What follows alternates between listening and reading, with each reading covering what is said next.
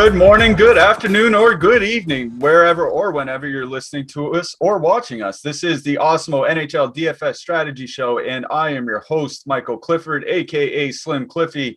And venturing out with me on these tauntauns out into the freezing temperatures of Hoth to check out a little impact creator is our very own rebel, Josh Harris. Josh, how you doing today, bud? I have a voice. I can see. Yeah, you certainly look a lot better than you did on a couple shows last week. Yeah, I don't have a mountain of Kleenex in front of me. It's going to be a good day. Yeah, any day where you're not just constantly reaching for the Kleenex is absolutely a good day. Yeah, weather's starting to get a little bit nicer. Snow's melting, all that good stuff. We have it's a weird little slate ahead here tonight. We have a 2-game early slate that's locks in 2 hours. And then a 3-game slate that locks in about 5 hours from now. I think we're going to see a lot of those. Like, I haven't checked the schedule flat out. I just looked on a day-to-day basis. I think we're going to see a few more slates like this as we move forward, right? Because there's a lot of rescheduled games from earlier in the season that they have to make up, and they have to give teams, some time to rest and some time to travel. So I think we're probably going to see a few more slates like this. I just hope that they start combining the games. I don't know where you stand on that. Like, would you want this to be a full 5-game slate, or do you like how they split it up? Yeah, I was actually just thinking about that because I think if the first game on the main slate didn't start at 8 p.m. Eastern, if it was a 7 p.m. Eastern, I think they would have combined them. But going forward, if it's like 5:30 p.m. Eastern and there's a bunch of 7 p.m. Eastern games, I would imagine they're going to combine them into a bigger slate, which is good because like maybe I'm just being like naive here, but like if it's a different lock time from NBA, they might be bigger GPPs, but probably not. But one can dream. Yeah, I think that might be a little bit of a pipe dream on your part, but hey, we are dreamers here. Let's put that out into the universe and let's speak it into existence. Let's get some bigger GPPs on bigger slates. I mean, they do that for MLB sometimes. I remember when Cleveland, the Cleveland baseball team, moved their start time back to 6 Eastern. Like DK kept them in there for I think a year or two before taking them out. So it's not like it's unprecedented. Yeah. And there's other sports that lock at 7 p.m. Eastern. So like staggered starting is not only good for NHL scheduling, it's good for DFS if you multi-sport. So yeah, exactly. With MLB coming up and NBA still going, there are going to be people like we could conceivably have 3 major sports all locking at the same time.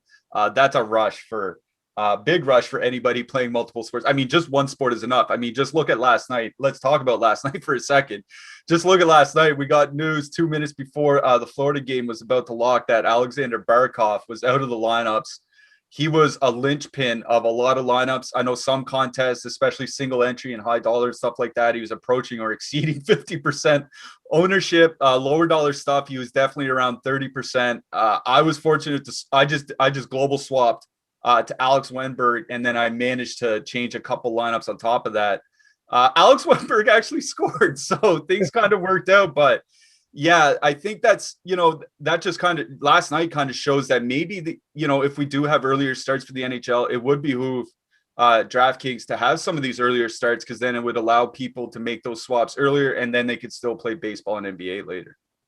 Yeah, that Barkov news came out real late too, and luckily, like, if you're an Awesemo subscriber, people are all over it in Slack. That's how I found out. I popped in trying to find a lineup for something, and they're like, Barkov's out. So like I had him in my lineup. So I got that panic, like, oh crap. Luckily I only had one lineup, so I was able to go through a few options before I had like a minute and a half. I was able to get a pretty good swap in, but like it was 26% in the 150 max. So if you missed it, you certainly were not alone. Yeah, a lot of people missed it. I mean, that's the thing, right? We think there's only a few. I did it not long ago. I even messaged about it in chat. I forget what it was. Went to go make some tea with 5 minutes to go before lock, and somebody got scratched 2 minutes later, and I missed the news. Like, it literally is minute to minute once warm-ups hit. So you're right. That is a nice thing about our Slack chat. People are not shy to share the news, and I think that's definitely one of the upsides to being a member at Awesemo. Is definitely the Slack chat. Some people got to make that switch. Some people didn't. Some of us, some people in the chat had a good night last night. Our own Kelly Canuck, Nolan Kelly, I think for the second time in 2 weeks, banked the 20 max. We had other guys have really good nights. So let's hope we can kind of keep that going here tonight. Before we get going, just want to ask everybody to like and subscribe. It really helps us grow the channel here. And it, gets us to the top of the algorithm, helps keep these coming to you, on a regular basis. So just throw us a like and subscribe if you can.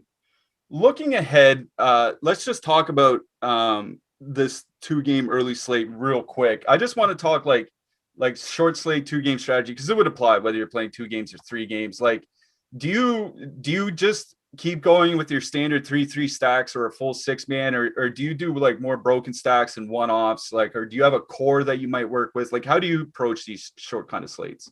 So I tend to so I play like the 150 max, but I generally try to go into 3 max or single entry stuff. But so like for me, the most successful nights I've had in the past few seasons on short slates, I'll lock in a line, like a 3-man line or a 4-man with the power play quarterback.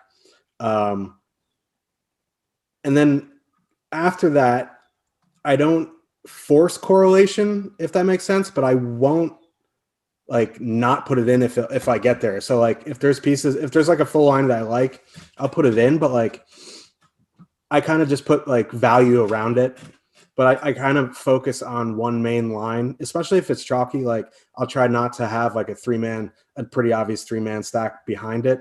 I'll have like a one-off and then like a 2-man little mini behind it. So like if I'm going chalky with the main stack, I try to differentiate elsewhere. So like I won't jam chalk on chalk, but I try to focus on at least getting in one full line. Yeah, I think that's a fairly common approach. I don't want to say common. I think that's an approach a lot of people take on shorter slates, like, because like full lines going off aren't super common. That's something that we talk about often, right? Like we do it on bigger slates because you compound the points, right? And that's how you can get ahead. It's just not a common thing that a whole line will go off, and to get multiple full lines to go off on a 2-game or a 3-game slate is kind of rare. So you can do a 3-man stack. It's fine. Like if you want to, 3-man stack the Pittsburgh top line or something here tonight, I think that's okay.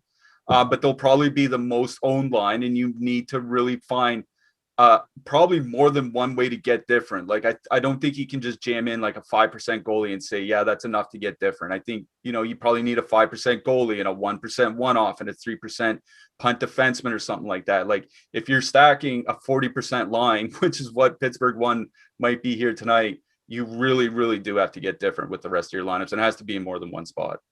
And that's the thing. Like if you're going to jam in a 40% line, you should full stack the line. Like you shouldn't one off a 40% owned guy, especially if the other guys on the line are going to go off. Like elite lines, I try to full stack. Like, yeah, if you're playing this slate and you are stacking Ottawa top line, you want to leave Chris Tierney off, like that's fine. But like if like Colorado's on a 3-game slate or Boston, something like that, even Pitt one tonight, like you don't want to leave these guys off.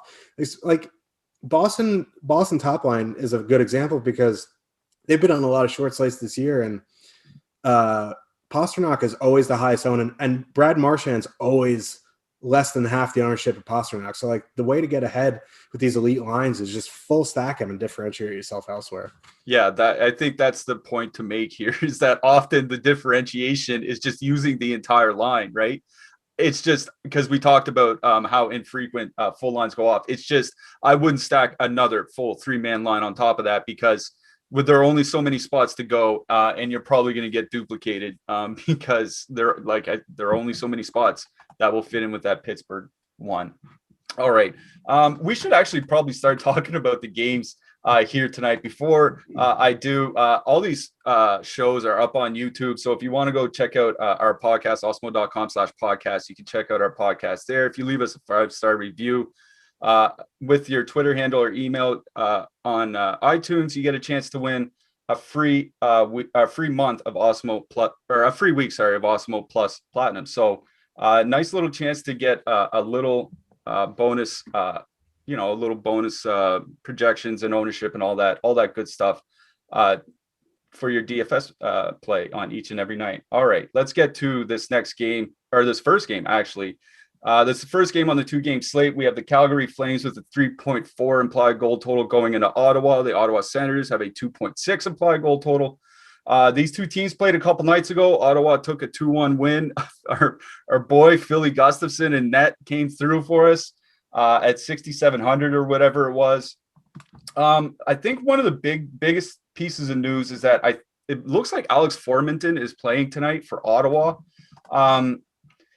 Now, Formenton is a guy that's kind of a big prospect for them, but I just want to caution everybody that his numbers in the AHL are good, but not as good as guys that have already made it to Ottawa, like guys like Batherson, guys like Norris. Those guys have better numbers, like better shot rates and better production and all that than Formenton did in the AHL. So that's just kind of the one thing I want to note is that, yeah, he's a highly thought of prospect, but at the same time, I think he's a step behind the guys like Norris and the guys like Batherson.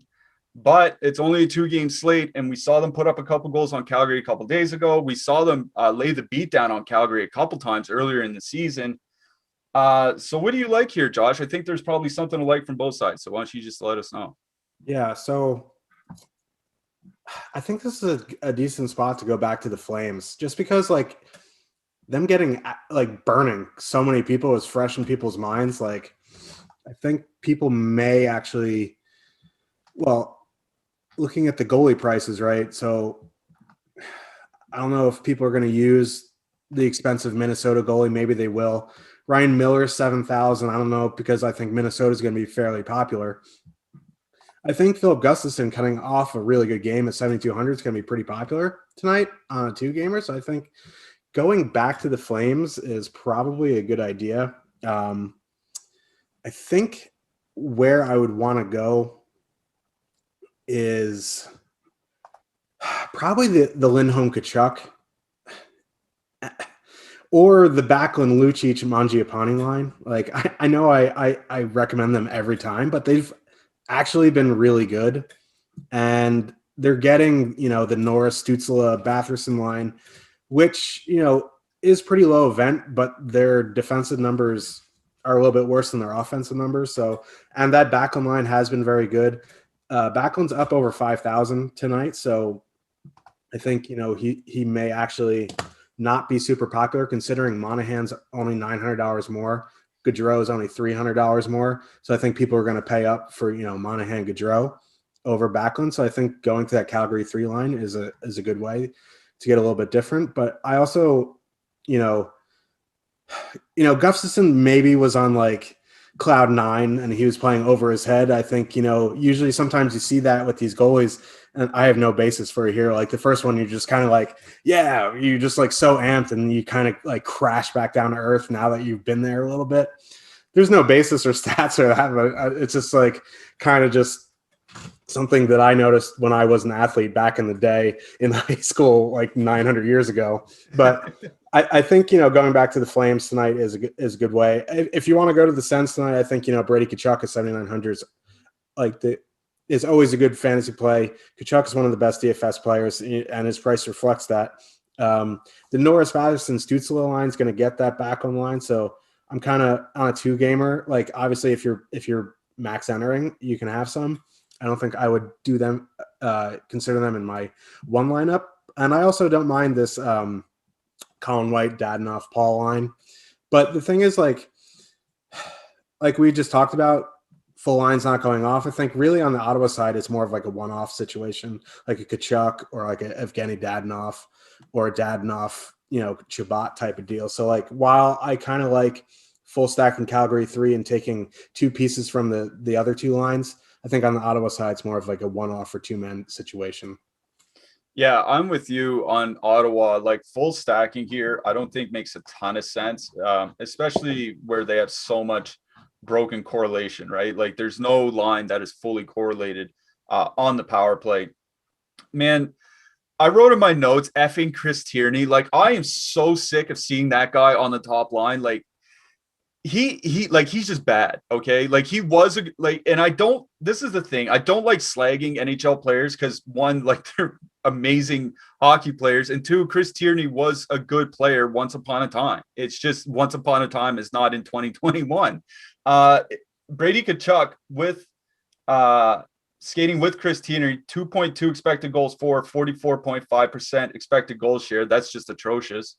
Without Tierney, 2.8 expected goals for, 53.4% expected goal share. Like he goes from atrocious to great, just not playing with Chris Tierney, like anybody but Chris Tierney. So like that's why like I really would want to use that Ottawa top line here, especially going into that Gaudreau Monahan matchup. But I'm not sure it's even a good matchup now because Tierney's just dragging that line down into oblivion. And like I like that's just kind of the reason why I don't want to play a ton of Brady Tkachuk here today. Like, I imagine he's going to be pretty popular because there aren't a lot of expensive players on this slate. Like, you could probably stack Calgary 1 plus plus Hannafin and then put in Tkachuk and still put in, a reasonable secondary stack besides that. Like, there's our reasons to play Brady Tkachuk. It's just I hate playing him when he's with Chris Tierney on a shorter slate. I don't think it really makes.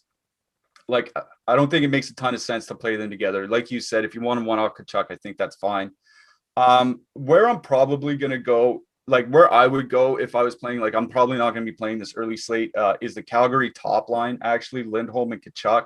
I think you're right. People are going to gravitate towards Monahan and Gaudreau because they are, like $1,500 cheaper as a duo. And that White, the Donoff, Paul line, they started really well, but their numbers have been sliding for a little bit. Their defensive numbers have been sliding, especially. So I think that line can be had. So if I were to play here, Lindholm, Tkachuk would be my focus. Hannafin, obviously, with them is fine for that power play correlation. On the Ottawa side, I think I would just be going to the Stützle Batherson duo. I think it's just their best full line that they have right now. So I think it'd be their best chance of putting up points in this game.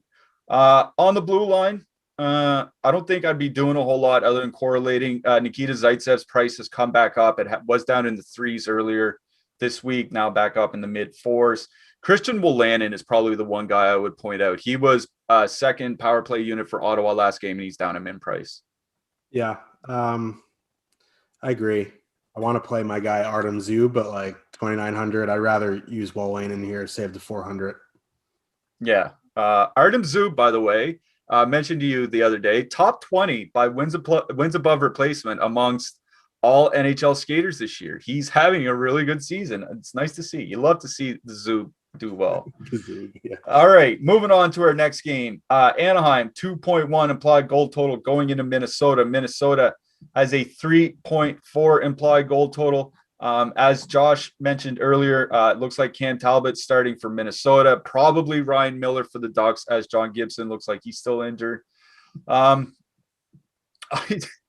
don't really have this is one of those games where like I hate saying I don't have a lot of interest in Anaheim because there's only 4 teams on the slate, so you can't say you have a ton of interest in half the teams that are on the slate. But I just find Anaheim, unless you really want to stack the Henry Terry Zegras line, I find Anaheim really hard to stack as a 3-man. I think the most you could do here is a 2-man, but maybe you see something different. Yeah, I don't know. With Getzlaf, with Derek Grant and whoever, like he's on with Comtois and Raquel, right? So like maybe even Joel Eriksson gets that Henrique line. So who knows? I mean, like it's the Ducks. I'm like, this is a Minnesota game for me. If you want to one-off some Ducks, like Zegras is fine. Jamie Drysdale is popular. I think, Drysdale's up to 3,900 though. So like, I don't know. Like these Ducks defenseman prices have come up. Like you can't just like plug in Ben Hutton at min price or, Jake's boy Hakanpää. So there's a really not much I like on the Ducks tonight. I guess Zegras is okay. He's 3,500. Troy Terry's been their best player recently at 3,600. So if you want to do like a Zegras Terry deal, that's fine. Henrique is at 5,600. Like I don't want to pay 5,600 for Adam Henrique. So really, this is all about Minnesota, and like they're expensive too. Like Kaprizov is 6,700, Zuccarello is 6,900, Victor Rask is even up to 3,700. So from a price perspective, I kind of like the duo of Hartman Fiala. They're a little bit cheaper than Kaprizov Zuccarello. Like I won't fault you if you want to play Kaprizov Zuccarello. Like they've been very good offensively, not great defensively, but it's not like the Ducks really have a line going into them going, oh yeah, they're just going to control the play. So I think you can get away with it. But for me, Hartman Fiala combo over the Kaprizov Zuccarello combo, just from a price perspective. From a pure play perspective, I think Zuccarello Kaprizov is the better play. And I even think like you can full stack the third line, Greenway, Eriksson, Parisi. There isn't very good correlation there on terms of the power play, but like they're cheap enough where you can sprinkle in some guys. They're going to see the minutes because they're the shutdown line. So I don't know, like these four teams are hard to full stack because Calgary has a ton of third wheels. The Ducks just don't have good lines. The Wild have third wheels as well. Like Marcus Johansson on the second line. Like maybe he won't kill you if you put him in for 2,500, but like these lines on this slate don't correlate well at all. So outside of Calgary 3, so it's going to be a bunch of mixing and matching for me. Yeah, this is not a great correlation game. And even you talk about Troy Terry being their best player. He got moved down to the third line with Ryan Getzlaf and Derek Grant last game. So, like, this is the thing with Anaheim. Like, Anaheim's not as bad as Columbus in this regard for changing up their lines, but they're pretty close and they have more worse players. So, like, as much as disinterested as I usually am in Columbus, I'm even more disinterested in Anaheim. But again, it's a 2-game slate. There are only so many places to go. Like, I agree with you not wanting to pay 5,600 for Henrique, but at the same time, I think that it almost makes him contrarian on a slate like this, right? Like a lot of people are going to pay up 5,600 for Henrique. I mean, maybe they do because there's really not a lot of high priced players on the slate, right? Like there's only one player priced above 7K and it's Brady Tkachuk. So like, it's not like putting in Henrique would kill you. But the thing with Minnesota is like you mentioned Jamie Drysdale and his price is 3,900. Jamie Drysdale running, like, I don't even know if you want to call him the first or second PP units. Like, I don't think it really matters in Anaheim. But, he's going to probably play like 18 to 20 minutes for 3,900. Anaheim draws the fewest power plays in the league, and Minnesota has a good to great penalty kills. So it's not like, it's not like this is a good power play matchup for Anaheim or, they might draw some extra penalties or something like that. It's just a bad matchup all around. So with Anaheim, I think the 2-man that I would be most interested in is Henrique and Zegras. Again, not worried about power play correlation for the Anaheim side in this game. Henrique and Zegras would be the duo I would target. At least they have some offensive success together this year, which isn't a lot. Like there isn't a lot that can be said in that regard with the rest of the Anaheim lineup. So Henrique and Zegras for me. I'm with you on the blue line. I don't think there's anybody to worry about from the Anaheim side. On the Minnesota side, I haven't seen an official update, but Matt Dumba is still expected to be out, right? Okay, just saw an update 20 minutes ago, still day-to-day, chance we see him tomorrow. Okay, so Dumba out tonight. That would mean Brad Hunt still power play 1.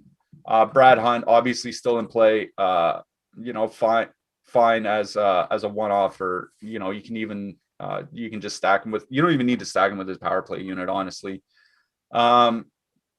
So that's where I am on the Anaheim side. On the Minnesota side, I'm going to Zuccarello, Kaprizov. That's where I would go. They're going to get the depth from Anaheim. The depth from Anaheim.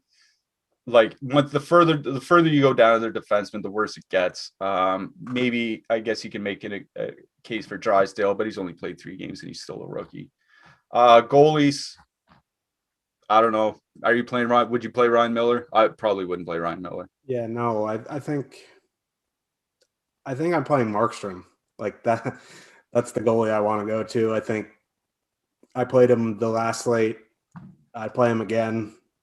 I still want to pay 8,400 for Cam Talbot. Like if it was Kakinen, yeah. But I'd rather, get the $200 for Markstrom and use that elsewhere. The goalies and I think, the Ottawa goalie is going to be pretty popular. So I'm going to, try to maybe get a little bit of leverage with Markstrom. Yeah, don't mind that. Don't mind playing Markstrom and some Calgary here tonight. All right, we're going to get to the main slate, but before we do, let's talk about our brand new sponsor. And the sponsor of our show today is JockMarket, and JockMarket has turned fantasy sports into a stock exchange. JockMarket allows you to buy and sell shares of players in real time for real money with guaranteed payouts for all shares at the end of each night. With daily markets for NBA, NHL, PGA, you can make real money every hour, every minute, every second of any match or game. Use the pregame IPO to pick up shares of your favorite players, then buy, sell, or hold them during the game based on your own analysis. Download the app to get started and use our exclusive Awesemo promo code Awesemo20 for a $20 bonus on your first deposit. This is an exclusive offer only for the Awesemo community, so make sure to take advantage of it today. That's Awesemo20 at JockMarket if you want to take advantage of our one-time deposit bonus on first deposits. Okay, to the main slate. Let's talk about our first game here. The first game we're going to talk about is the Buffalo Sabres. The Sabres have a 2.3 implied goal total. They're going into Pittsburgh. Pittsburgh has a 3.7 implied goal total. Pretty safe to say where most of the ownership on this slate is going here tonight. It is going to be on Pittsburgh 1. But we need to talk about both sides here. So why don't you start off with Pittsburgh? Let us know how much you like Pittsburgh 1 and their depth, and then head on over to Buffalo. Yeah, so I think this is the most important decision you're going to have to make tonight. Either you're going to play Pittsburgh 1 or you're not, right? So they're going to be 40, 50% tonight. I think if you're going to play them, you got to use the full line. I think, one-offing a Crosby doesn't really get you anywhere, especially if they score a couple power play goals like Rust or Gensel. They're going to come along for the ride. So I think if you're going to play Pittsburgh, you either full stack the top line or you fade them completely. For me, I'm fading them. It's just an ownership play. Like, they're obviously the best play on the slate tonight. I'm just going to try to leverage the field on it by fading them and hope they all don't get the 3-point bonus. But if you do play them and you do full stack, I think, you don't have to full stack behind them. I think if there's a bunch of pieces you like, you can just put them in. You just, if you're running like a regular 4-3-1 with Pittsburgh 1 and Letang, I think you just got to be wary that you might get duped. A way to, do that or like differentiate yourself really, if you're going to go Pitt 1 and Letang, I think add in Kasperi Kapanen just to do the full power play stack. I think that will get you a little bit different. And then because especially, putting in the full power play, you only have, you can only do a 2-man and then a one-off. So like the chances of getting duped after that become drastically lower. So I think for me, if I was playing Pitt 1, it'd be the full line, with Tang or, power play stack. So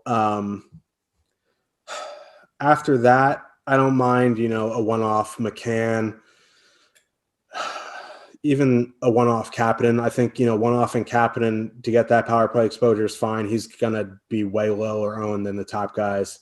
So that's where I'm at on Pittsburgh. I think with Letang, I wouldn't one-off Letang. I think he's more of a correlation play for me. And then on the Buffalo side, the Crosby matchup, the Crosby line is going to get this top line of Cousins, Reinhart, Hall, which is a very tough matchup for them. Their numbers in a small sample are very bad.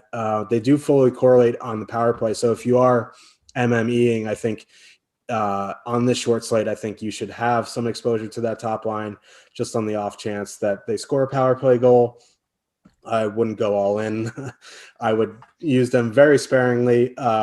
This is the worst spot on the slate. I think the line, I can't believe we're doing this. The line that I would want to use is Curtis Lazar, Casey Middlestat, Jeff Skinner. They are almost min priced. They are their best line, 5-on-5. They're going to get the depth of the Penguins.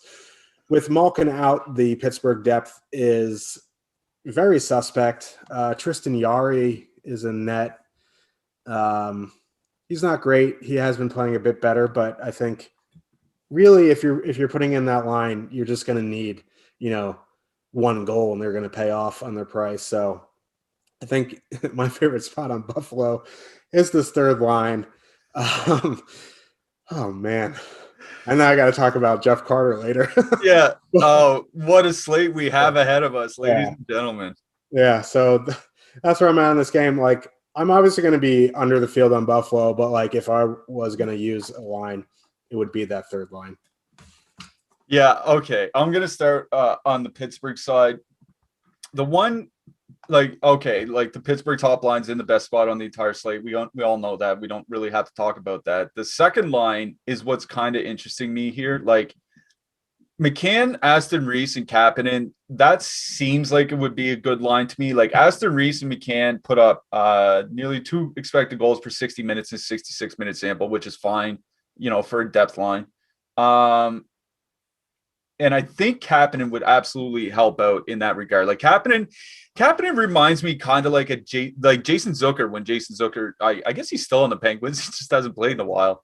Like he's a guy that can do everything offensively. He can carry the puck. He can make passes. He can shoot. It's just he's not great at anything. He's good at a bunch of stuff. He's not great at any one skill. But I think that's perfect. Like you don't need to be great against this Buffalo Sabres team, right? So I think with McCann and Aston Reese having success together in the past and Kapanen being there with him, I think that's going to be a fine line to use. So like if you want to get away from what's going to be super heavy Pittsburgh 1 ownership, like I think Pittsburgh 2 makes a ton of sense, or just add in a couple guys for Pittsburgh 2 to make a Josh stack, an onslaught stack type thing. So that's kind of where I am on the Pittsburgh side. I'm with you on the Buffalo side. I'm not going to the top line because of that matchup. I'm not going to the second line because I think it's awful, and I'd rather stack against them than stack them. And the third line is where I want to go: Middlestat, Lazar, and Skinner. Like I can't believe I'm actually saying this. The whole line is $7,800. The entire line is the same price as Brady Tkachuk. Or actually, they're cheaper than Brady Tkachuk. They're $100 cheaper than Brady Tkachuk. But I'm not 3-man stacking that entire line. It'll probably be a couple guys. And the couple guys that I really have interest in are Lazar and Middlestat. Those two guys are going to be on, believe it or not, on Buffalo's top power play unit, along with Hall and Olofsson, I believe. So there's good, that Buffalo third line is going to get some power play, some meaningful power play time here. So we talk about them as if they're a third line, but I think they come in with the second most ice time of any Buffalo line. And I think there's a non-zero chance they end up with the most ice time of any Buffalo line. Like if you look at Taylor Hall's game log of late, it's all over the place. 21 minutes last game. Okay. That's a ton of ice time. 13 minutes the game before, 12 minutes the game before, 16 minutes the game before that. Like, if I had to bet, I'd say Jeff Skinner probably gets to 16 minutes here tonight, and Taylor Hall's fallen below that in 3 out of his last 4 games. Like there is a non-zero chance, like this Buffalo, third line ends up being the first line by time on ice here tonight. So I'm in on them as a cheap filler. You use one of them, use 2 of them. I don't think it really matters which one. They're not, and that's the weird thing about them being a good line is like these aren't really good players, right? But we're just going with what the numbers tell us. So, in on that Buffalo third line. For defensemen, Mike Matheson is the name that's kind of jumping out to me, but he's starting to get expensive. Like he's up over 4K on DraftKings now. Now he's getting about 20 minutes of ice time or whatever. So I guess it's fine, especially on a slate like this where there aren't a ton of expensive players. But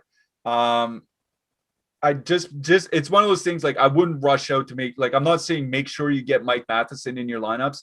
It's just one of those guys I'd absolutely have no problem using on a slate like this here tonight. On the Buffalo side, I don't know.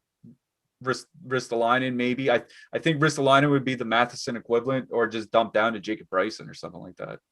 Yeah, I'm not a huge fan of the Buffalo defenseman. Like I think Rasmus Dahlin's going to be popular just because he's 3,500 and gets the power play time, but I mean, that power play is kind of powerless. So what's the point? So I agree with Matheson. Like we don't pay for play. Like we don't roster players because what they do defensively. Like it doesn't matter what he does defensively, what he does offensively. And he is a good offensive defenseman. So I think 4,100 is perfectly fine, especially on a 3-game slate where hitting the defenseman is very important. And I think he's kind of in that price range where like, I don't want to pay 4,100 for Matheson. So like you might get him lower owned than he should be. And if he does, get a goal against the Sabres team like the Sabres team's terrible. So like all he really needs is to hit the score sheet, have a couple blocks, and you're looking good. And it's another thing, like we mentioned with Colorado a couple nights ago, right? Like if Pittsburgh gets out to like a 3 or 4-0 lead here, you could see their depth players pick up a lot more ice time. So you could see, Matheson at 22 minutes. If Pittsburgh gets out to a lead because they don't want to play Letang 26 minutes and Crosby, 24 minutes and all that. Goalies, are we going to Tokarski? If we talked up the Ottawa goalie the other night, you got to consider Tokarski. Like he's 7,000. He's going to be the lowest owned goalie on the slate because Pittsburgh one's going to be the most popular line. I think it's a good leverage spot. It's going to be a pivot off of Demko. I'm not sure that Buffalo wins this game, but I'm more confident that he will see the volume enough to get the bonus. So I think it's tough to put him in just because you're like, how is Buffalo going to win this game? But crazier things have happened, right? So everyone the other night was like, how's Ottawa going to win this game with Gustafsson, whatever his name is? So like, I think Tokarski has to have some merit. Especially if you're using Buffalo, I think you can put in Tokarski. Yeah, I agree with you. I said I'm playing one lineup tonight. I have Tokarski in that lineup as it is right now. And you say, how can they win? I remember, I think it was 2015. Buffalo went out west to San Jose when San Jose was still in their quote dynasty years, and Buffalo was like a plus 350 or plus 400 dog, and they won 2-1, being outshot by like 25 shots because their goalie stood on their head. That's just what happens. In hockey, those games happen sometimes. Yeah, and we're talking about like Pittsburgh, like there's some juggernaut. After you get past this top line, like they're not. That's the thing either, right? Like how much better is that Pittsburgh depth than the Buffalo? How much better is the Pittsburgh second and third lines than the Buffalo second and third lines? Like they're better, but it's not like the top line discrepancy by any means. Like Matheson, CC, like defensive pairing, like could get a little hairy there. Yeah. Mart. Just want to mention again that if you're not able to watch all your favorite Awesemo shows on YouTube, almost all of them are available through the Awesemo Podcast Network. There's a podcast for every sport. We're on every major platform. So head on over to awesemo.com/podcast to check out our latest. Leave a 5-star review on one of our podcasts for a chance to win a free month of Awesemo Plus Platinum. Nothing easier than just leaving a review and then winning a free month. So head on over to awesemo.com/podcast, leave us a 5-star review, and you get a chance to win a free month. Not a bad little deal there. Okay, moving along to our next game. Winnipeg, 3.2 implied goal total, going into Vancouver with a 2.8 implied goal total. Connor Hellebuyck, Connor Hellebuyck has been confirmed now. Thatcher Demko is the goalie on the other side. Demko, you were saying before the show, you think he's probably going to be the chalkiest goalie of the slate, but we'll get to that in a second. Bo Horvat, he was kind of like a day-to-day / game time decision. He blocked a shot a couple nights ago off his foot, missed the entire third period. Now, the thing is, I hate speculating on this, but typically when a guy blocks a shot and doesn't come back, there's something genuinely wrong. Like when guys block shots, like believe it or not, the hockey skate helps because it keeps the swelling down, right? So you can actually get away with blocking a shot, having something wrong, and keep playing. That the fact that he left that game really makes me nervous here. But he's still slated to skate on the top line with Hoglander and Besser. Brandon Sutter, it doesn't look like he's going to be in the line, but I mean, it's not like we're going to be playing a whole lot of Brandon Sutter anyway. JT Miller back to the second line center. I think one side's probably going to draw a lot more ownership here, but we do need to talk about both sides. So what do you like here, Josh? Yeah, I like Winnipeg. Like Demko's been so good, but like the Canucks are so bad. Something's got to give here, right? And I think Winnipeg one's going to be popular just because, one, they're fully correlated on the power play. Two, they're less expensive than the second line. As good as that second line's been, I think going to the second line, getting the matchup with JT Miller is the better spot. Like, just because they're more expensive, they're going to be less owned. They get a better matchup. I know they don't correlate great on the power play, but Kyle Connor on the top power play, he's always involved on the power play. Ehlers has been great, 6,700. Pierre-Luc Dubois is who he is. Like, he's a good player. He doesn't produce much. Like, he's not like a Wenberg. He's better than Wenberg, obviously, but like, so like 4,800 is okay. Like, it's not going to kill you. He does get secondary power play time. I think, I've said it, for a week, until Pettersson comes back and these, lines get more evened out. Like, I just have no interest in playing the Canucks. JT Miller is a center. Like, yeah, their numbers like are decent in a small sample, but like, he's not an NHL center defensively. Like, he's better on the wing. So I think going to these Jets lines is a nice way to get a little bit different off pit one, just because like Demko, he's 7,300 at home, and you look at his game logs, like they've been incredible. So like, people are just going to gravitate to 7,300 goalie at home, who's been great. So I think the Jets are going to be a lower owned than they should be. And I really like this spot. Like, the Canucks are just not good defensively. Something's got to give. Like, yeah, maybe Demko stands on his head again, but like, I just continue going back there just because like we've said it, like targeting the Coyotes penalty kill. Like, how long can the goalie keep bailing them out? Like, eventually the dam is going to break and the water's going to rush through. So I'm banking on it being tonight. Maybe I'm wrong. It's certainly possible I'm wrong. I've been wrong a lot, but this is a spot where I want to go to the Jets tonight. Yeah. Just to kind of piggyback on bad defensively, JT Miller and Jake Virtanen in about 70 minutes together, 44.7 expected goal share. That is quite bad. That is not going to get it done against this Winnipeg second line, which is well above 50% expected goal share. Nikolai Ehlers and Pierre-Luc Dubois certainly look like they have some pretty good chemistry together.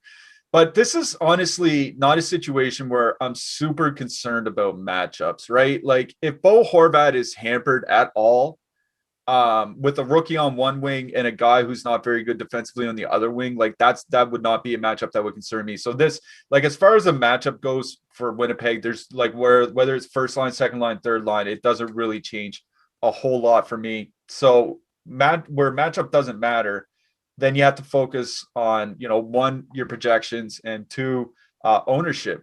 And it's the ownership that's driving me to Winnipeg's second line here tonight. Ehlers, Dubois, and Connor, we have them somewhere between 11 and 12%. Scheifele, Stasny, and Wheeler up closer to 18%. I bet that Winnipeg top line probably even comes in a little bit higher than that. I bet that they come in probably, like, at least Scheifele and Wheeler will be over 20%. Yeah. And I think Winnipeg 2, I think Winnipeg 2 was overpriced. But again, this isn't a slate where there are a lot of super expensive players where we have to be concerned about fitting in, or, where we have to be overly concerned about pricing. And I think that Winnipeg second line just runs roughshod all over Vancouver, all over the second or the third line, whoever is matched up against them. So with their 2.6 expected goals for in their 137 minutes together, I'm going to be on Winnipeg 2. I don't know what you would do if you're like, I'm not super worried about Bo Horvat not playing. I assume that he still plays. I'd be more worried about him like pulling out sometime mid-game, right? Like, I think that would be the concern over him just flat out not playing. But I think for me in this game, it's still all about that Winnipeg second line. Now, if I were to stack Vancouver, I think it would just be a flat out power play stack, because the Winnipeg Jets, they don't take a ton of penalties. But Vancouver's typically had a good power play, and the Winnipeg Jets typically don't have a good penalty kill. So I think if I were to stack anything from Vancouver, it'd be a power play stack, especially where you get Jimmy Vesey there at 2,700. You get some nice savings. So I think that's what I do on that side. And again, on Winnipeg, I think either the top two lines are fine, but I'm more on Winnipeg too. I think it is one. I think it's a decent matchup. Two, I think that they just come in at much lower ownership than the Winnipeg top line, and ownership is going to be important here tonight. On the blue line, like you always correlate Hughes if you're playing Vancouver power play. Tucker Poolman is playing on the top pair. He might get somewhere as close to 20 minutes. So I think that's as fine as a punt. Is there anything that sticks out to you? I mean, if you're using that Winnipeg top line, Josh Morrissey makes sense. If you're using that second line, I don't mind Neil Pionk. I think he's a better play, better one-off. Derek Forbort, 4,400 is too pricey for me. If he was like 3,100, I consider it. But in these third pair guys, like if you want to play DeMel for block shots, I'd kind of worry about his time on ice. And on the Vancouver side, if you want to get someone from the Edler Schmidt pairing, I think it's okay. Edler kind of falls into that like Matheson range just because he's 4,500. I think I'd be more attracted to play Nate Schmidt just because he's 3,200, but none of these plays really jump off the page for me. Yeah, I'm glad you likened Edler to Matheson because that's kind of where I have him ranked in this slate. It's like if I have four, around 4,500 left, I have no problem playing Alex Edler. But, I'm not opening up DraftKings and throwing Alex Edler first thing into my lineups. It's just if the money's there, I would play him. If it's not, I wouldn't. It's that simple. I'm playing I would probably play Hellebuck out of this game, but I assume Demko's going to be pretty chalky, like you said. Yeah, I'm playing Hellebuck tonight. I normally don't spend up for goalie, but this is a night like you said, like about Winnipeg too, that they're overpriced. But if you can fit any line comfortably, pricing doesn't really matter if they're overpriced, underpriced.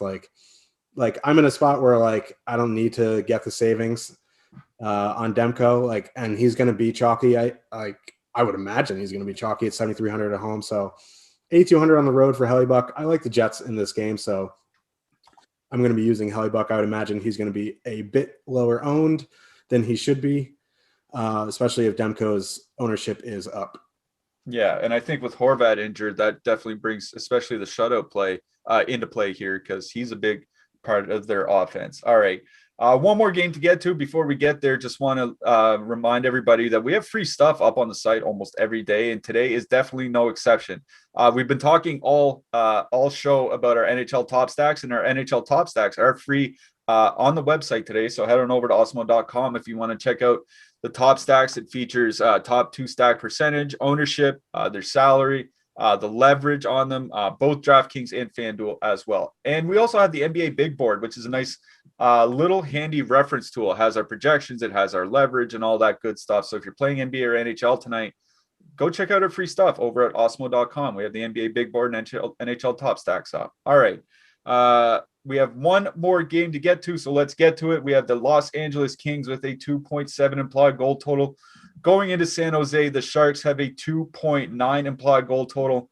I think the only note from the Sharks is that Antti Suomela is coming into the lineup. Looks like he's probably going to be in on the third line. I don't know how you differentiate between their third and fourth lines, but I'm going to say he's coming in on the third line. Patrick Marleau looks like he's still staying on the Sharks' second line, and he's even found his way to their top power play unit. How do you like that? For me, there's one line that I clearly like here in this game. But I'll save it for a little bit later. What do you like here, Josh? So I think if you're MMEing tonight, which I would imagine a lot of you are, I kind of like both these top lines for MME. I don't know if I would consider them in 1 to 3 lineups, just because it's like Kopitar is a tough matchup, but the Couture line's been great this year. They've actually been better than I thought they would be all season, because I'm not a big LeBanc guy, but Couture and Kane, surprisingly really, really good. So I think in MME, I think you can go there. Maybe even in 1 to 3, you can consider the Couture line. Kopitar is still a great two-way center, but their numbers aren't they don't have numbers of a shutdown line. So I don't think that matchup is as fearful as it was a few seasons ago. And then really when you get into the Kings depth, that's where I want to attack. I like the Hurdle-Meyer combo, Patrick Marleau on the top power play with Couture and Meyer. So if you want to do a Marleau-Meyer Couture type deal, you can get creative with these power plays. The Kings penalty kill is pretty good, but the thing is with the Kings goalie, if Quick is going to play, I like the Sharks more. If Peterson's going to play. I like the or I like the Sharks less, but like you just won't know until warm up. So if you're playing Sharks, you got to kind of hope it's going to be quick because he is not the goalie that Peterson is. But like these power play units are what really throwing me for a loop. But like the Kings' depth is pretty poor defensively. So I think the Sharks' second line is really where I would want to focus on the Sharks. The Hurdle-Meyer combo is someone that, we talk about a lot. They're great together. They're not on the same power play anymore, which kind of sucks, but I think you can still play them for the 5-on-5. I think if you want to get creative with these power play stacks, you can do like the Kane, Hurdle, LeBanc, Kane, Hurdle, Carlson, something like that. Like you don't have to like full stack a line like we talked about earlier. You can mix and match for these power plays. And then the King side, like the top line is fine in MME. I think the Couture matchup is tougher than people realize. So it's more of a MME play for me. And here we go. Andre, the Jeff Carter line with Kempe and Anthony Ciu. They're going to get, I don't know which line on the Sharks they're going to get, but it's going to either be a line with Patrick Marleau or like one of the bottom six of the Sharks. So Carter and Anthony Ciu are on the second power play. Kempe you get on the top power play. So like Kempe at 5,200, I think is going to be a nice sneaky play tonight. You get the Sharks are bad defensively. Martin Jones is in net. Their penalty kill isn't great. So Kempe at 5,200, I think he's because of the price. Like he kind of falls into the same boat as like Backlund in the two games. So he's 5,100. Maybe goes overlooked. He gets that top power play time. So I really do like Adrian Kempe as a one-off, but I think you can, if you want to take pieces from that line, you can. You want to full stack the line, you can. I think there's a bunch of stuff in this game that is very MME friendly. 1 to 3, it's kind of hard to narrow down, but like I think Kempe would be my favorite one-off if I was playing him in 1 to 3 lineups. Yeah, I agree with you that this is a good MME kind of game because you have two solid top lines that you can use, and then there's a ton of depth that you can mix in with them. There are power play stacks that you can do, one-off defensemen that you can use.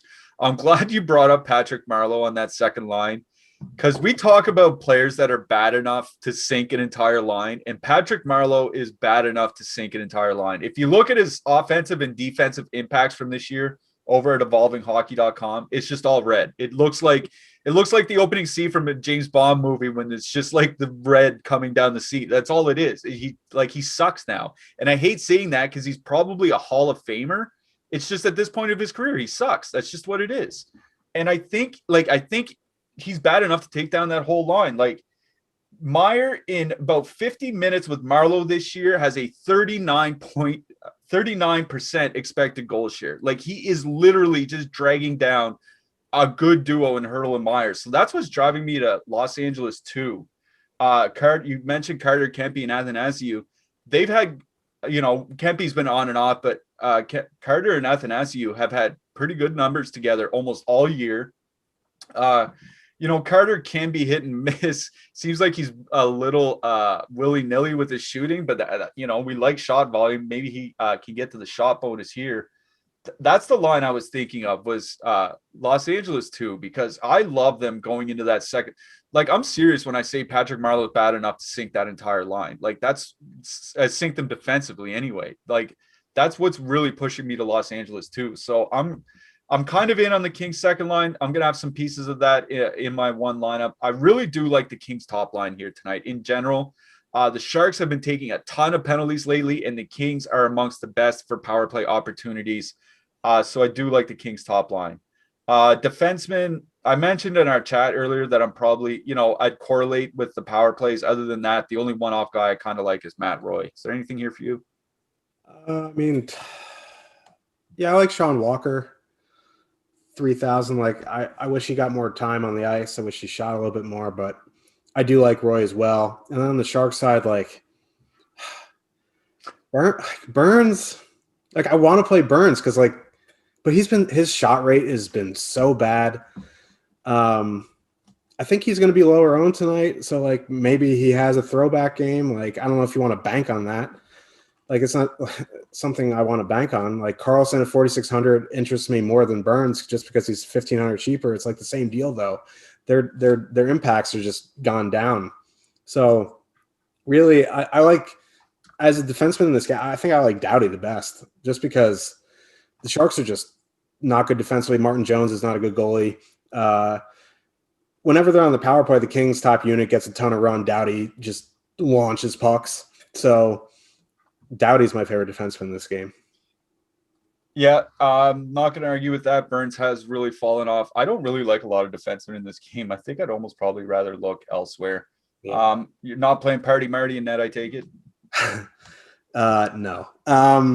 The one thing I will say about the Kings, and it's kind of risky because you just don't know what they're going to do, but if it's Peterson, like I would have some interest in him. If it's Quick, I have no interest. And the problem is this is a late game, so if you're making a bunch of lineups, I think you can gamble on the Kings goalie and hope it's Peterson, and I get some there. Quick doesn't interest me, though. Okay. All right. Fair enough.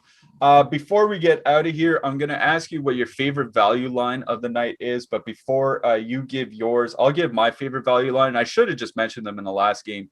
Los Angeles 3, Moore, Anderson, Dolan, and Grundstrom. They have nearly 100 minutes together this year, 53 expected goals share, over 3 goals scored per 60 minutes.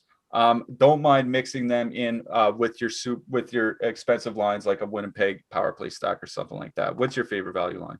Yeah, I'm going to go with Buffalo 3. I love that.